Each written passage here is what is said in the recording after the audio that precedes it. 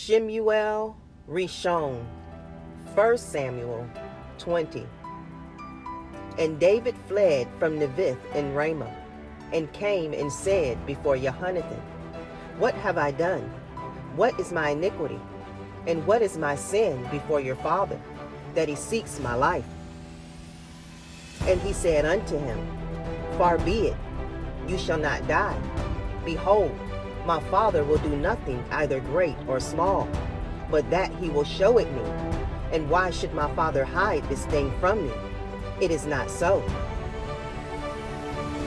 And David swore moreover, and said, Your father certainly knows that I have found grace in your eyes. And he says, Let not Jonathan know this, lest he be grieved. But truly, as Yahuwah lives, and as your soul lives, there is but a step between me and death. Then said Jonathan unto El David, Whatsoever your soul desires, I will even do it for you. And David said unto El Jonathan, Behold, tomorrow is the new moon, and I should not fail to sit with the king to eat. But let me go, that I may hide myself in the field unto the third day at evening. If your father at all miss me, then say, David earnestly asked leave of me, that he might run to Beth-lechem his city, for there is a yearly sacrifice there for all the family. If he say thus, It is well, your servant shall have peace. But if he be very wroth, then be sure that evil is determined by him. Therefore you shall deal kindly with your servant, for you have brought your servant into a covenant of Yahuwah with you. Notwithstanding, if there be in me iniquity, slay me yourself, for why should you bring me to your father? And Jonathan said, Far be it from you, for if I knew certainly that evil were determined by my father to come upon you, then would I not tell you. Then said David to El Jonathan, Who shall tell me? Or what if your father answer you roughly? And Jonathan said unto El David, Come, and let us go out into the field. And they went out both of them into the field. And Jonathan said unto El David, O Yahuwah Elohi of Yasharel, when I have sounded my father about tomorrow any time, or the third day, and behold, if there be good toward El David, and I then send not unto you, and show it you. Yahuwah do so and much more to Jonathan. But if it please my father to do you evil, then I will show it you, and send you away, that you may go in peace, and Yahuwah be with you, as he has been with my father.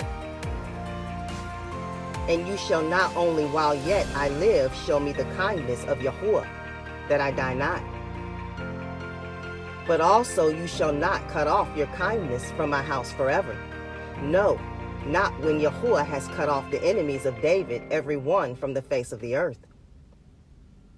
So Jonathan cut a covenant with the house of David, saying, Let Yahuwah even require it at the hand of David's enemies. And Jonathan caused David to swear again, because he loved him, for he loved him as he loved his own soul. Then Jonathan said to David, Tomorrow is the new moon, and you shall be missed, because your seat will be empty.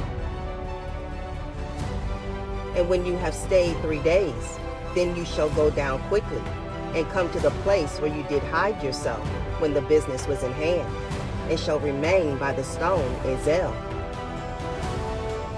And I will shoot 3 arrows on the side thereof, as though I shot at a mark.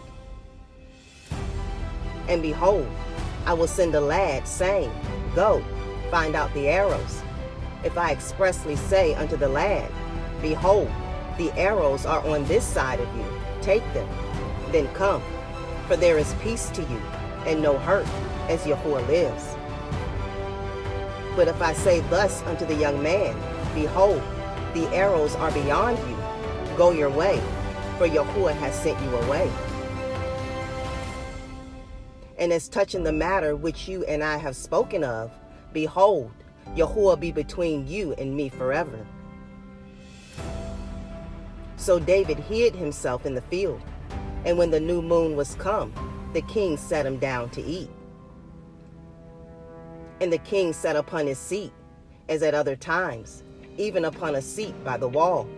And Jehonathan arose, and Abner sat by Shaul's side, and David's place was empty.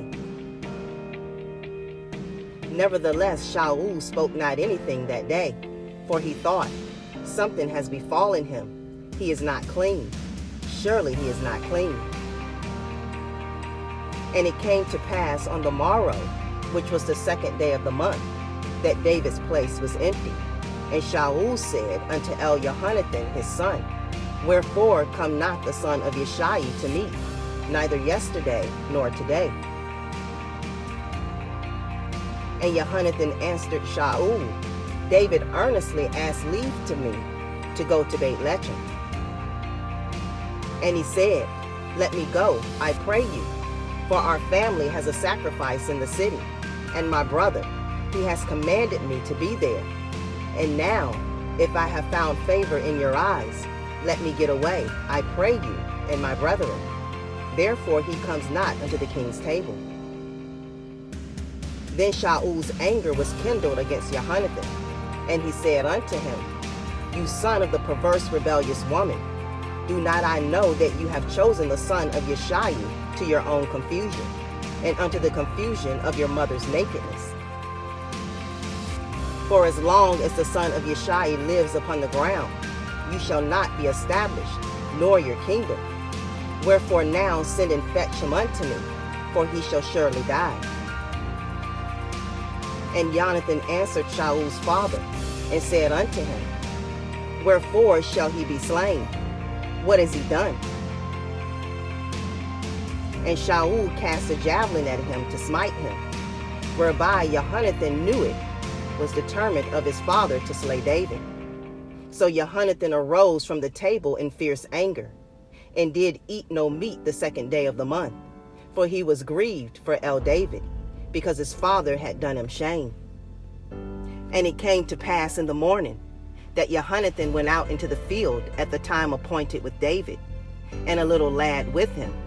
And he said unto his lad, Run, find out now the arrows which I shoot. And as the lad ran, he shot an arrow beyond him. And when the lad was come to the place of the arrow which Jehonathan had shot, Jehonathan cried after the lad, and said, Is not the arrow beyond you? And Jehonathan cried after the lad, Make speed, haste, stay not. And Jehonathan's lad gathered up the arrows, and came to his master. But the lad knew not anything, only Jehonathan and David knew the matter. And Jehonathan gave his artillery unto his lad, and said unto him, Go, carry them to the city. And as soon as the lad was gone, David arose out of the place toward the Negev, and fell on his face to the ground, and bowed himself 3 times. And they kissed one another, and wept with one another, until David exceeded.